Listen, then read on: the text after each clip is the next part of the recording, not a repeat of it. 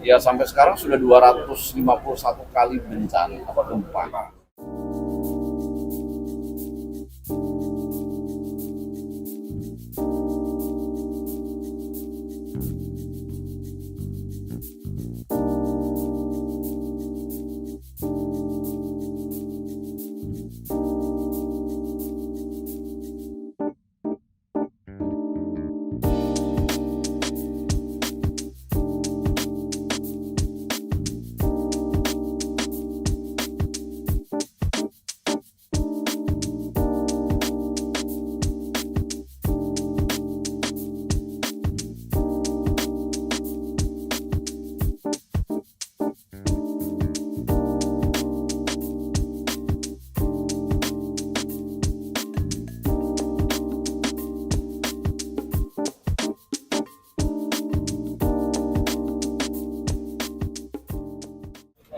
Hari ini, pagi ini, kami menindaklanjuti hasil pemantauan di lapangan terkait dengan gempa Tuban ya.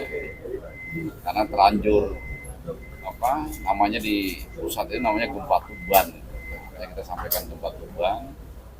Hari ini rapat koordinasi untuk membicarakan tindak lanjut penanganan kejadian gempa atau bencana itu.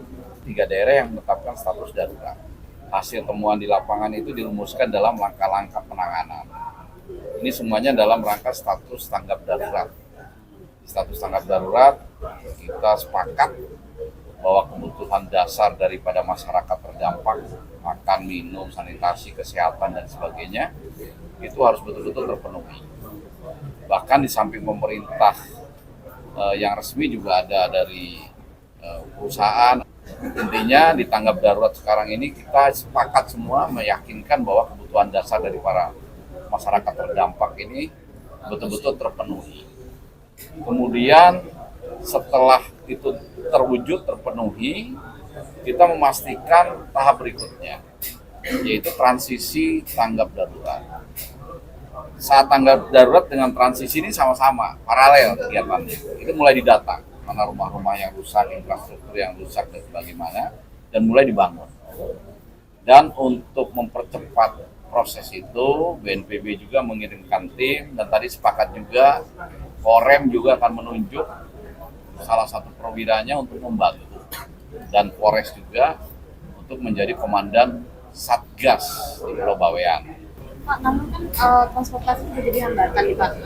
Masih banyak yang belum sampai nih para bantuan buat masyarakat di Bawean. Itu gimana Pak? Apa percepatan yang bisa dilakukan untuk supaya Ya, kan kita lihat evaluasi dengan posko itu ya.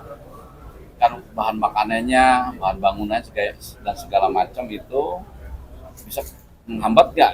Tapi untuk saat ini untuk bahan makanan ke masyarakat kan enggak. Ya kita menggunakan yang reguler kapal laut. Nah, tapi kita juga Pak Bupati juga akan mempercepat dengan mengerahkan armada. Basarnas juga, provinsi juga. Nah, karena kita lihat kemarin dari udara, kebutuhan dasarnya terpenuhi ya tidak perlu menggunakan armada udara, tapi armada laut yang diperkuat lebih banyak.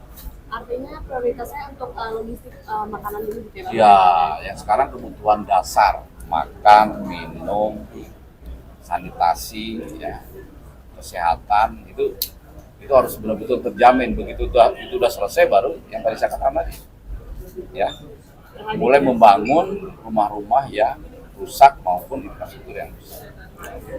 Oke. Situasi kebencananya seperti apa? Apakah masih ada pergerakan? Ya sampai sekarang sudah 251 kali bencana gempa. Nah kalau kita lihat 251 kali ya pasti masih ada, tapi berdasarkan pengalaman gempa-gempa di tempat lain dan sebelumnya makin kesini makin kecil trennya. Sehingga mungkin sekarang yang 250 ini sudah nggak begitu terasa masyarakat, karena sudah 2, skala Richter 1, Sampai ada yang direlokasi. Kelihatannya kemarin dari pemantauan sementara ya di Bawean tidak perlu ada yang direlokasi, tapi kita nunggu, nanti kan akan asesmen terus. Pemerintah daerah akan melihat terus dari BMKG juga, dari Badan Geologi. Kalau memang itu rawan sekali ya, kalau memang harus direlokasi. Tapi sekarang belum kita putuskan ada lokasi. Jenderal, setelah meninjau ke lokasi kemarin, perkembangan pengungsi apa sudah ada yang balik ke rumah juga? Ya mereka kan tadinya terinformasi akan ada tsunami katanya dari hoak-hoak gitu. Jadi mereka takut, mereka mendirikan tenda-tenda di dekat rumahnya. Ya nggak apa-apa, tapi mungkin dengan kemarin kita udah berikan penjelasan bahwa tidak ada kemungkinan tsunami, sebagian saya lihat sudah mulai kembali ke rumah.